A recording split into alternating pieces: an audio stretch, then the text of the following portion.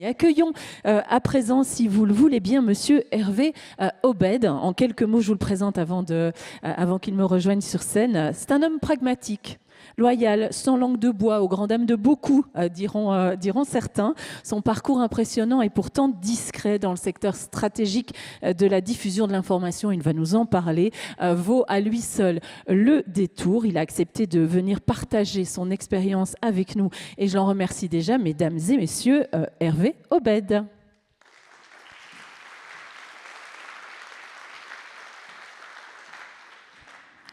Bonjour Hervé, il y a un micro qui est là, vous pouvez vous en saisir si vous le souhaitez, venir vous installer à côté de moi. J'ai posé mes petites affaires.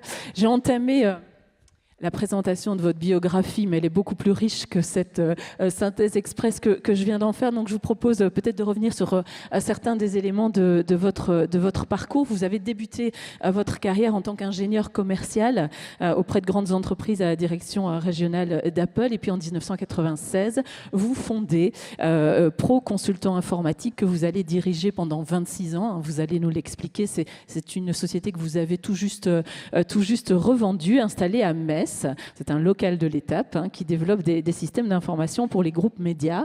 Alors une particularité dont on va beaucoup parler pendant notre entretien, c'est que 75% du chiffre d'affaires de cette entreprise a été réalisé à l'export avec des filiales au Maroc et au Canada. En parallèle de toutes ces activités, vous avez fait plein de choses en fait. Vous avez été chroniqueur TV sur RTL9, conseiller en commerce extérieur de la France, président de l'Institut Lorrain de Participation. Vous êtes membre de l'Académie nationale de Metz. Et puis aujourd'hui, je le disais, vous avez vendu votre entreprise et vous êtes actuellement gérant de Lomao, une entreprise qui gère des investissements et apporte des services aux entreprises. Et encore, je vous promets, j'ai vraiment fait condenser. Pas d'erreur dans ce que je viens de dire? Non, ça va? Bon, ok, super. Ça, déjà, c'est un bon point. On vient de le dire, vous avez été principalement actif dans la diffusion de systèmes d'information pour les médias, Hervé. Dès lors, dans ce contexte qui est très particulier, comment cette dimension de la santé, de la sécurité au travail s'incarne-t-elle au quotidien? Et notamment, je vais dévoiler un peu la coulisse, on s'est déjà parlé, on a préparé notre entretien et quand je vous ai demandé spontanément de me décrire la culture de travail au sein de Pro Consultant Informatique, vous avez parlé de paternalisme social et vous avez ajouté dans le sens noble du terme. Qu'est-ce que vous entendez par là et comment ça se traduisait-il? Je parle au passé du coup, mais comment ça se traduisait-il concrètement? Bonjour à tout le monde tout d'abord. Alors paternalisme social, ça peut être pour certains, disons-le, puisqu'on est dans un contexte décomplexé, être un oxymore. On peut opposer le paternalisme et le côté social. Alors, pour faire le lien avec la présentation précédente, je suis fils du mineur. Je suis vraiment le local de l'étape. Et mon papa était chef d'équipe au fond de la mine de fer. Et le tonnage qui était fait chaque jour était évidemment l'indicateur clé. Et pour ce faire, il avait une équipe de 8 personnes. Et il m'a toujours expliqué que l'essentiel pour lui, c'était la sécurité. Parce qu'à partir du moment où il y avait un accident, c'était aussi rappelé par les deux intervenants précédents, il fallait arrêter la production, évidemment, et ça allait entamer l'économie du fonctionnement. Donc mon papa a toujours considéré qu'en tant que responsable, sans pour autant penser à des obligations en tant que chef d'équipe ou d'employeur, pour pouvoir assurer sa mission, il lui fallait évidemment et avant tout penser à la sécurité. Et parce que la mine, je parlerai de mon métier après, mais au fond de la mine, évidemment, on est dans un contexte assez dangereux pour tout un tas de raisons. C'était pas au 19e siècle. Là, pour le coup, c'est pas un oxymore, c'est un euphémisme. Voilà.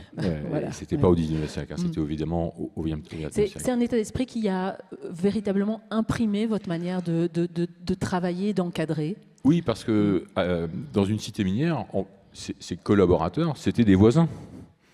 Donc on était vraiment dans un lien humain extrêmement fort. Et d'ailleurs, les relations entre ces équipes-là étaient également très fortes pour ces raisons-là. Donc oui, j'étais imprimé de cela. Alors évidemment, dans mon métier, globalement, on développe des progiciels, des logiciels professionnels pour des entreprises. C'est un marché de niche. L'outil de travail, c'est l'ordinateur. Il y a des développeurs. Donc le risque, a priori, est totalement différent. C'est et les pas un risque conditions de travail, industriel. rien à voir, évidemment. Alors, il y en a de plus en plus, des risques aujourd'hui, il faut les considérer. Mais ça passe pas forcément par une obligation. D'ailleurs, dans notre domaine, l'informatique, il n'y a pas encore un track record, un historique suffisant pour déterminer les risques. Et il y en a. Le télétravail risque d'ailleurs de les accentuer. Le fait de rester très seul, autonome, même si on est face à un ordinateur et qu'on est compétent, j'y vois certains risques. On est dans le domaine des risques psychosociaux, hein, c'est comme ça qu'on les appelle. Absolument. Et ça va devenir certainement un thème extrêmement important qui se réglera, selon moi, dès l'instant qu'il y a cet esprit qui consiste à comprendre que c'est avec une équipe qu'on a réussi à faire un certain travail. Il faut que les différents acteurs de cette équipe soient dans les meilleures conditions pour réussir leur mission. Pour moi, ce n'est pas forcément une attitude qui doit être dictée par une obligation et le droit. C'est une attitude responsable qui consiste à voir quel est l'intérêt de la collectivité pour pouvoir réussir à préserver l'entreprise, à la faire durer et avoir les moyens d'investir dans la sécurité. Parce que c'est un investissement à l'évidence et c'est un coût. Parce qu'il faut le financer. Et pour pouvoir financer quelque chose, il faut gagner de l'argent. Ça aussi, c'était rappelé par Anne-Sophie Bruno à l'instant. Absolument. Donc il faut absolument que l'entreprise gagne de l'argent. Parce que c'est non pas sa vocation, mais c'est une nécessité de façon à ce qu'elle puisse considérer des investissements. Et à l'évidence, le bien-être, la santé, la sécurité, c'est essentiel. Alors on va y venir parce que le bien-être, la sécurité, c'est réglementaire, c'est légal, mais c'est aussi culturel. Et je l'ai dit tout à l'heure, votre parcours professionnel vous a amené à créer des filiales sur le continent américain, mais aussi au Maroc. Alors bien sûr, vous n'êtes pas un expert du droit du travail, mais vous pouvez apporter un témoignage.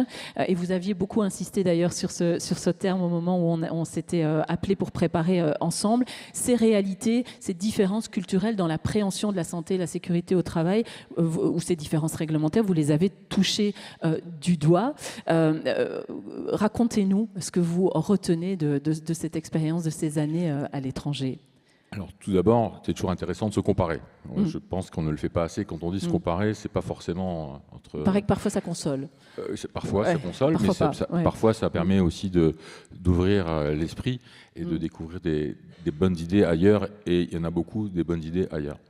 Alors, en propos liminaire, tout d'abord, je voudrais rappeler, c'est une évidence, mais je préfère le dire, c'est que si on regarde un petit peu ce qui se passe dans le monde, on se rend bien compte que, et ça a été dit tout à l'heure, c'est en général dans les pays où le PIB est très important que est bien considérée la santé et la sécurité. Autrement dit, globalement en Occident, on est a priori... j'allais dire plus riche, mais on a un PIB qui est plus important par habitant versus certains pays que je ne citerai pas, qui peuvent se situer en Afrique ou en Asie. Alors c'est une corrélation ou il y a un lien de causalité selon vous? Alors, c'est très compliqué. C'est-à-dire qu'on peut constater la corrélation. Mais on a tous, ici, autour de nous, des équipements électroniques qui ont supposé certainement que des jeunes enfants de 14 ans creusent avec leurs mains, je caricature un petit peu, pour avoir des terres rares. C'est-à-dire que nous qui sommes actuellement en Occident, on profite malgré tout. On a beaucoup investi pour la sécurité et la santé au travail, mais en même temps, on profite actuellement, dans cet objet probablement par exemple, de conséquences d'un travail qui coûte beaucoup moins cher, on le sait bien, dans certaines zones. Et qui est plus dangereux. Et qui est forcément plus dangereux. Donc, et en même temps, je ne veux pas faire de publicité pour une expression très connue, ces gens-là prennent des parts de marché à nos entreprises industrielles occidentales parce qu'ils sont moins chers. Donc on voit bien qu'il y a la quête essentielle d'un équilibre à trouver. On peut contester, dénoncer ce qui se passe dans ces pays-là, mais c'est comme ça. Il faut que collectivement, on trouve un bon équilibre, justement, de façon à ce qu'on préserve et on continue de le faire, la sécurité et la santé au travail, avec de la prévention, tout en gardant bien en tête qu'une entreprise, on l'a dit tout à l'heure, qui doit gagner de l'argent, elle a des compétiteurs, et les compétiteurs sont souvent en provenance de ces pays où l'investissement n'est pas le même, et c'est culturel des fois, que dans nos contrées. Ça, c'est la première chose. Alors, dans mon expérience, j'ai été assez marqué en ouvrant par exemple une filiale à Montréal, au Canada, par le fait qu'il y ait beaucoup moins d'obligations légales. Alors les gens sont en aussi bonne santé et en sécurité que chez nous, hein. Mais quelque chose qui m'a beaucoup marqué, c'est que les obligations, justement, sont moins importantes. Et ça, selon moi, ça favorise l'échange, la discussion, la négociation. On peut plus tenir compte de la situation. Ça permet de mieux responsabiliser les différents acteurs. Un exemple que j'ai vécu, le minimum au Canada pour les vacances, grand sujet, hein, parce que pour les vacances on se repose, donc c'est quand même un élément de la santé, a priori, sinon c'est 2 semaines, minimum. On peut en rajouter, mais quand j'ai créé ma structure là-bas, j'ai commencé par employer 4 développeurs, en leur expliquant qu'on avait un projet important. C'est pas embaucher des gens pour avoir des gens et les revendre en mettant à disposition dans une autre entreprise. C'est pour développer des produits très complexes, très spécifiques. C'est un projet professionnel. J'aurais évidemment exposé ce projet professionnel, mais j'aurais dit c'est un investissement que nous faisons sans aller emprunter d'ailleurs.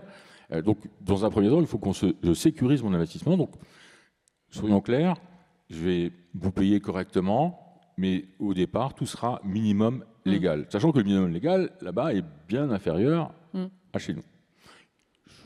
Juste rappeler, je ne provoquais personne, mais j'aime être décomplexé. Il n'y a pas 35 heures, évidemment, au Canada, fallait-il le rappeler. Okay. On a commencé comme ça, et la mutuelle, il y a une sécurité sociale qui est beaucoup moins généreuse que la nôtre en France, et la mutuelle n'est pas obligatoire, quel que soit le secteur d'activité. Je leur ai dit, écoutez, la mutuelle, on voit dans 1 an.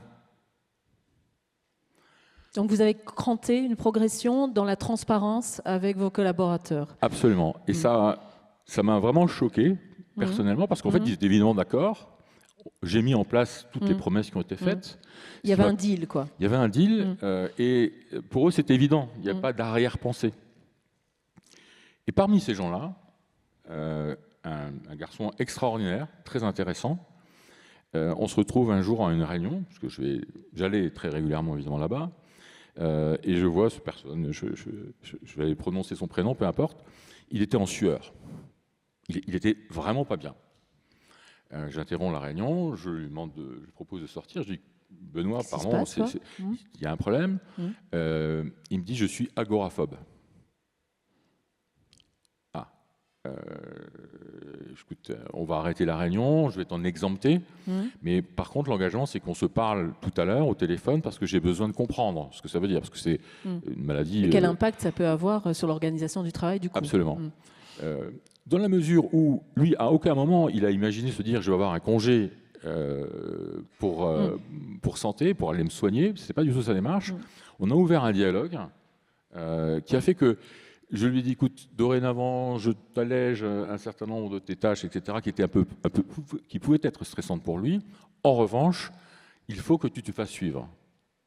Parce que il a trouvé les raisons de cette situation. Il est en train d'être totalement en résilience actuellement.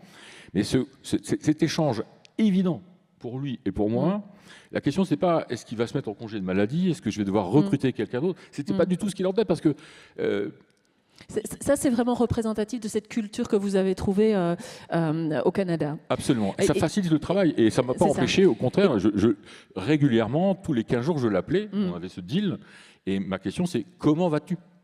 Est-ce que tu fais bien l'exercice que ton psychologue, etc., te demande de faire? C'était une évidence pour moi. Il n'y avait pas l'arrière-pensée de l'obligation et que ça puisse se terminer au tribunal. Oui, et qui vient peut-être un peu brouiller les cartes du dialogue social, qu'il soit organisé ou pas d'ailleurs. Le temps avance, donc je voudrais qu'on avance aussi dans notre entretien.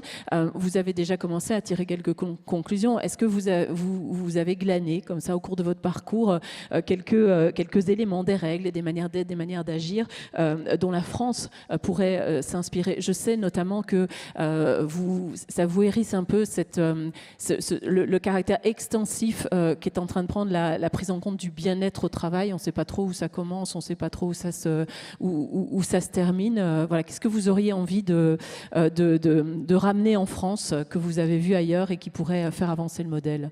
Alors tout d'abord, sans étendre le temps, je voudrais déjà rappeler que le chef d'entreprise est aussi un individu, qu'il était exposé à des risques maximaux. Ah bah c'est bien, c'était ma question suivante, on va y aller tout de suite du coup. Charge de travail incroyable, charge physique incroyable, charge psychologique, mais on ne peut pas l'imaginer. On peut pas l'imaginer. Donc il faut aussi bien se souvenir que le chef d'entreprise est lui-même exposé à sa propre santé. Et c'est un sujet qu'il ne faut pas écarter, parce que ça reste l'entrepreneur. C'est lui qui tire le bateau, quoi. C'est lui, et oui, et bien entendu, c'est quand je suis encore et je l'étais, mais un chef d'entreprise ne va pas dire à quelqu'un, vous savez, là j'en peux plus, je suis presque en burn-out. C'est pas du tout l'image qu'il peut donner. Les troupes sont pas là pour remonter le moral du capitaine, quoi. Exactement. Et puis en même, si vous allez voir un client, vous dites, écoutez, je vais pas bien, c'est pas possible. Donc non seulement le chef d'entreprise est exposé, mais il doit le cacher. Ça fait de vous un surhomme? Pas du tout. Pas du tout, il ne faut surtout pas croire ça, au contraire, mais ça, il faut juste bien garder en tête cette situation qui est évidente. Et c'est pour tout le monde. Pour tout le monde, il y a des gens qui semblent plus à l'aise que d'autres, probablement, mais on a tous, d'une part, notre vulnérabilité. Oui, c'est ça. Pas facile le matin. Et par ailleurs, c'est un sujet qu'il ne faut pas non plus écarté. Hervé Aubet, pourquoi vous avez voulu amener cette incise au moment où je vous pose la question de savoir quelles règles, quelle manière d'être, quelle manière d'agir on peut ramener en France? Il y a forcément un lien qui s'est fait dans votre esprit. Exactement. Ouais. Parce qu'en fait, c'est justement ce que j'ai capté à l'étranger, c'est cet équilibre qui existe entre les membres d'une équipe, les collaborateurs, et la direction ou l'entrepreneur. À l'étranger, j'ai senti, en tout cas dans la taille de mon entreprise, que mon entreprise est une entreprise de 45 personnes, ce n'est pas 3000 personnes, c'est évidemment pas le même contexte, mais les contextes dans lesquels justement on était, c'était recherche de l'équilibre dans une relation, dans le but de fonctionner au mieux. Personne ne doit se fourvoyer, c'est extrêmement important, personne ne doit utiliser des obligations et des règles pour contraindre l'autre, et cet état d'esprit, notamment en Amérique du Nord, et j'ai bien vécu au Canada, je pense qu'il faut qu'on le réintègre en France, parce que je pense qu'on l'a eu, cette volonté de ne pas s'opposer, mais de faire en sorte que les entreprises françaises soient performantes. Il y a la performance économique, mais pas que. Il faut développer des bons produits, des produits de qualité, et c'est ce qui permet ensuite de faire fonctionner le reste, les assurances, la prise en charge, la fiscalité, qui permet de faire fonctionner l'État, qui est essentiel. Donc, j'ai l'impression que dans les autres pays du monde, et on peut comparer le Canada sur le plan de l'occidentalité à la France, ils ont un équilibre dans leur société qui est bien meilleur que le nôtre, et c'est ce que j'aimerais qu'on retrouve ici dans notre pays. Très rapidement, et ça sera ma dernière question pour vous, Hervé Aubet. À présent que vous allez peut-être pouvoir souffler un peu, quel conseil vous donneriez à un dirigeant qui cherche précisément à positionner ce fameux curseur entre le trop et le trop peu de prise en compte de la santé et sécurité au travail? Et puis, vous l'avez abordé vous-même, le dirigeant est un travailleur comme les autres ou presque. Quelles recommandations livreriez-vous à un dirigeant pour un exercice serein de la fonction, à la fois en termes de santé mentale et santé physique? Alors tout d'abord, il faut pas trop amalgamer l'entreprise à une seule entité. Il y a différentes tailles d'entreprise, et selon les tailles d'entreprise, il faut bien faire la différence. Donc, dans mon cas, avec une entreprise à taille humaine, certes installée sur différents continents, ce qui est très intéressant, très enrichissant sur le plan culturel. Taille humaine, ça veut dire combien d'employés, on le rappelle? 45 personnes à peu près, 44 personnes actuellement. Je pense que le meilleur conseil, c'est d'aller au contact. Contact de ses clients, contact de ses partenaires, certains les appellent des fournisseurs. C'est là qu'on détecte les risques? Oui, c'est là qu'on comprend les choses. C'est-à-dire que quand on est chef d'entreprise, certes, il faut avoir un regard sur la comptabilité, sur la gestion, sur beaucoup d'aspects, les obligations dont il faut tenir compte et qu'il faut respecter, évidemment, mais c'est le terrain. Ça prend beaucoup de temps, évidemment, mais pour moi, c'est essentiel. C'est ce qui permet de vraiment trouver le juste milieu et être au contact de ceux qui font fonctionner l'ensemble du dispositif. Et parfois, et j'aimerais revenir là-dessus, quand les obligations d'un chef d'entreprise sont trop importantes, quand on exige de son système et parfois de lui beaucoup trop de travail administratif, il n'a plus le temps d'aller sur le terrain. De faire son vrai métier. Il n'a plus le temps de faire son vrai métier. Donc il faut là encore retrouver un équilibre entre les exigences et les obligations de façon à ce qu'il puisse se consacrer pleinement au contact qu'il doit avoir, et c'est ce qui va lui permettre très facilement, c'est son intérêt, c'est l'intérêt de tout le monde, de trouver le bon curseur. Parce que d'une entreprise à l'autre, le curseur peut être différent. Merci infiniment pour ce témoignage, Hervé Aubette. C'était un plaisir de vous avoir à ma table ce matin. Merci, on vous raccompagne et je vous raccompagne.